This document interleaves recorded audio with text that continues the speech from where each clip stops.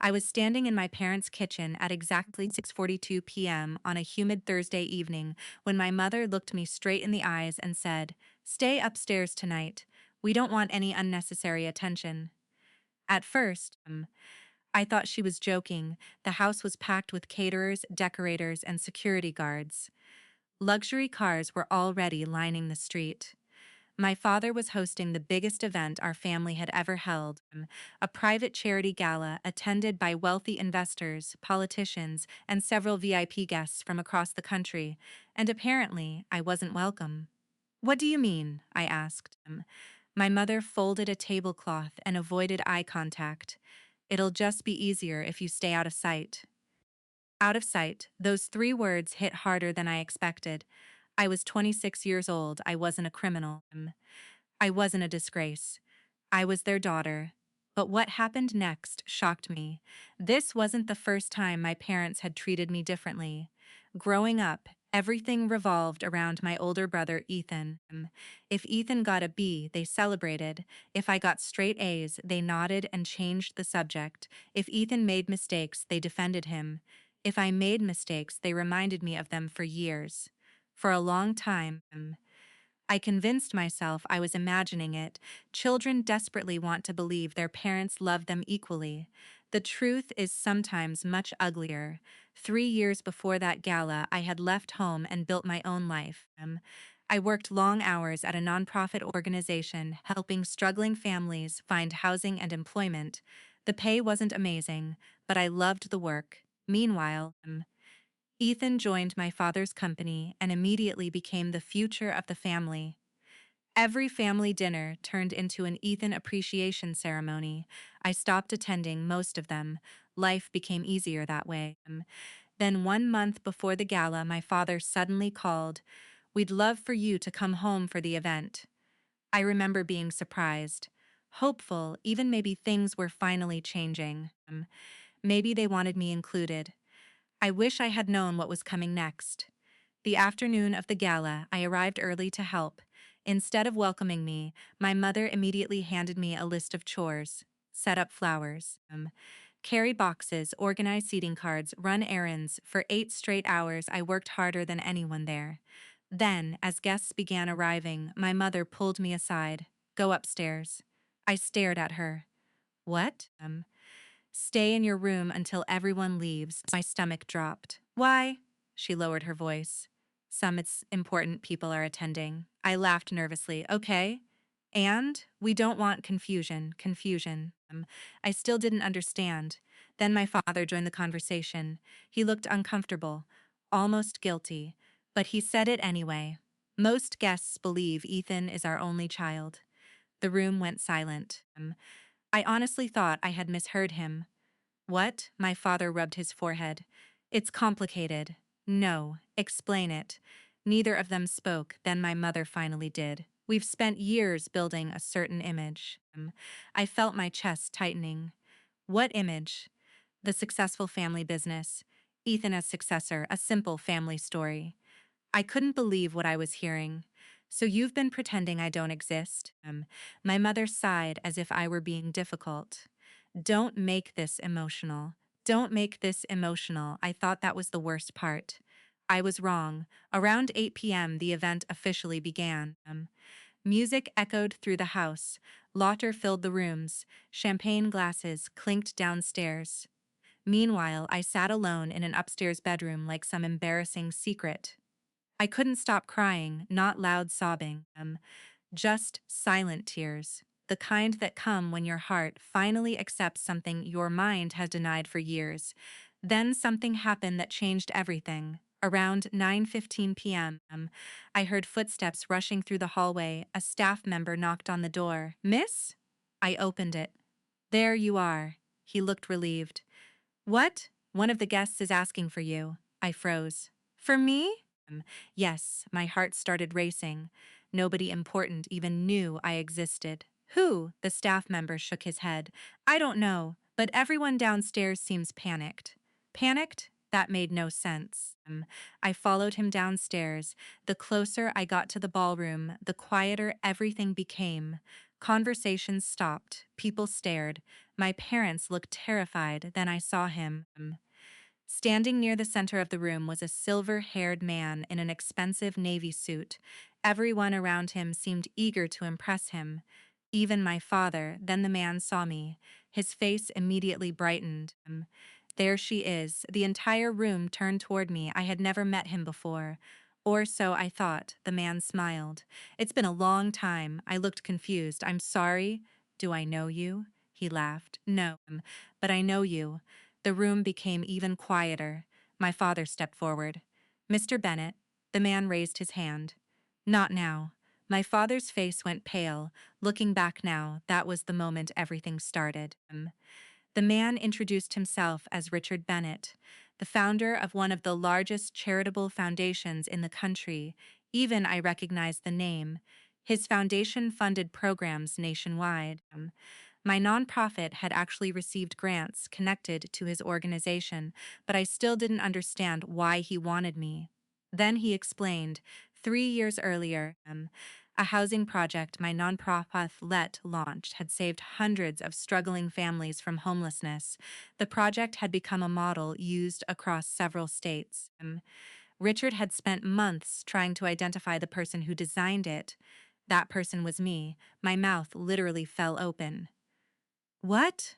He smiled. You never put your name on anything. I wasn't looking for attention. I know. The rooms laughed softly. Then Richard looked around. Which is why I wanted to meet you. My parents stood frozen. Ethan looked like he had swallowed a lemon, but the real shock came next. Richard continued. For months I've been telling people your story. I stared at him. My story? You built something remarkable. He turned toward the crowd. This young woman changed thousands of lives. The applause started slowly, then grew louder and louder. I glanced at my parents. They looked horrified, because for the first time in my life, people were paying attention to me instead of Ethan. But what I discovered a few minutes later left me speechless. As Richard spoke with guests, several people approached me, investors, business owners, community leaders.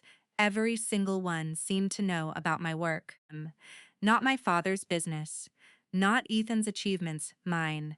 Apparently, Richard had recommended my nonprofit's housing model to organizations nationwide. People had been discussing my work for years. I just never knew it. One woman shook my hand.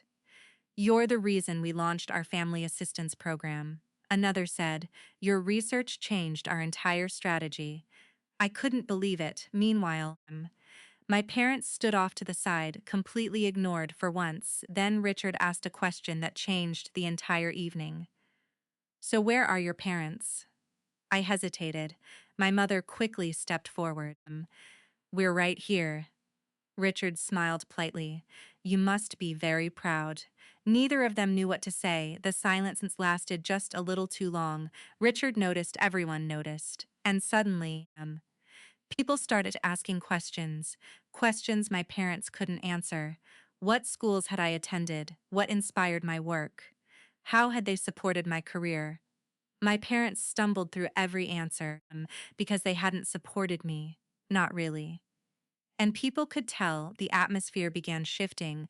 Guests started piecing things together. Then Ethan made a mistake.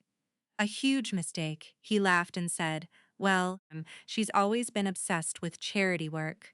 The way he said it sounded dismissive, arrogant. Richard immediately looked at him. Obsessed? Ethan shrugged. She never had much interest in real business. The room went quiet again. Richard's smile disappeared. Helping families survive isn't real business? Nobody spoke. Ethan suddenly realized he'd said the wrong thing. Too late. I never expected those words to change my life. For the next hour, Richard spent most of the evening speaking with me. Eventually, he asked if we could talk privately. We stepped onto the back patio. The night air felt cool against my skin. For the first time all evening, I could breathe. Richard looked serious. Can I ask you something? Sure. Why did your parents hide you? The question hit hard. I considered lying, making excuses, protecting them. Then I remembered years of rejection. Years of being treated like a problem. And I told him everything, not dramatically, just honestly, the favoritism, the exclusion, the humiliation, the fact they'd literally hidden me upstairs. Richard listened quietly. When I finished, he looked disappointed, not in me, in them. Then he said something unexpected. I've been searching for someone to lead a national initiative. I blinked. What? Our foundation is expanding. I thought he was joking, he wasn't. The position came with a salary larger than anything I'd ever imagined. Stores staff, national influence, the chance to help millions. I felt dizzy. I don't know what to say. Richard smiled. Say you'll think about it. I thought that was the best thing that could happen. I was wrong, because the next week changed everything. After the gala, word spread quickly. Photos appeared online. Articles highlighted the event. But the headlines weren't about my father or Ethan. They were about me. People wanted interviews. Organizations reached out. New opportunities appeared almost daily. For the first time in my life, I wasn't invisible, and my parents hated it. At first, they pretended to be supportive. Then they started calling constantly. My mother wanted family photos. My father wanted me at business meetings. Ethan suddenly wanted to spend time together. The timing was impossible to ignore. For years, they barely cared. Now they wanted access to my growing reputation. Then something happened that exposed everything. A former employee from my father's company contacted me. She asked if we could meet. When we sat down for coffee, she looked nervous. I think you should know something.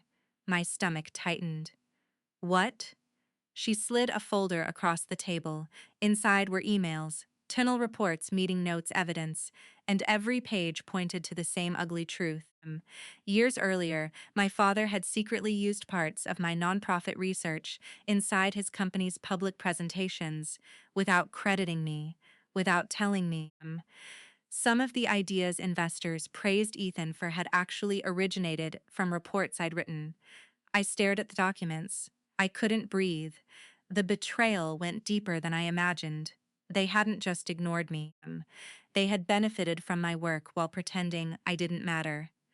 I thought that was the worst discovery. Then I found the final email. My father had specifically instructed employees not to mention my contributions. One sentence nearly broke me. Keep the focus on Ethan. I sat there staring at those words for a very long time. Then I stopped crying because something inside me finally changed. The little girl, desperate for their approval, disappeared. What remained was someone ready to tell the truth. A month later, Richard's Foundation held a major public conference. Hundreds attended. Media outlets covered the event. Business leaders spoke. Politicians attended. My father and Ethan were there, too, trying desperately to stay connected to influential people. Near the end of the conference, Richard invited me onto the stage. Then he surprised everyone, including me. He announced my appointment as director of the new national initiative. The audience erupted. Standing ovation. Cameras flashed everywhere, but Richard wasn't finished. He asked me to tell my story. I walked to the podium. My hands shook. My heart pounded. Then I spoke. Not with anger, not with revenge, with truth. I talked about being underestimated, ignored, excluded. I talked about resilience, about helping people when nobody believed in me. And then I thanked every mentor who supported me, every colleague, every volunteer, every person who helped me succeed. The only people I didn't thank were my parents and Ethan. Everyone noticed. Including them. Afterward, several reporters began asking questions. Questions about my upbringing, questions about my family, questions my parents could no longer control. The truth slowly emerged, not because I attacked them, because their own actions exposed them. Investors started distancing themselves. Board members questioned leadership decisions. Employees began sharing stories. The carefully crafted image my parents spent years building started collapsing. not overnight, but steadily, relentlessly, exactly the way truth works. 6 months later, Ethan lost his executive position. My father stepped down shortly afterward. The company survived, but their influence never fully recovered. Meanwhile, the initiative Richard offered me became the most meaningful work of my life. We helped thousands of families, then tens of thousands. Every success reminded me how close I came to believing I wasn't enough. One evening, nearly a year after the gala, my mother called. Her voice sounded smaller than I remembered. We made mistakes. I listened quietly. We should have treated you differently. For years, I dreamed of hearing those words. Yet when they finally arrived, they didn't heal everything. Some wounds leave scars. But I no longer needed their approval. That was the difference. I forgave them for my own peace, not theirs. As for Richard, he eventually admitted something. The reason he'd insisted on finding me wasn't just because of my work. It was because everyone he spoke to described the same thing. Integrity, a person who never chased credit, a person who kept helping others even when nobody was watching. Ironically, the very reason my parents thought I was unimportant became the reason my life changed forever. The night they hid me upstairs was supposed to erase me. Instead, it exposed everything: their lies, their favoritism, their fear, and most importantly, my worth. Because the VIP guest they wanted to impress didn't ask for the successful son they proudly displayed. He asked for the daughter they tried to hide. And in the end, that made all the difference. They spent years pretending I didn't matter. But when the truth finally came out, they lost the image they valued most. And I gained the life they never believed I could build. That was the day I stopped being their victim.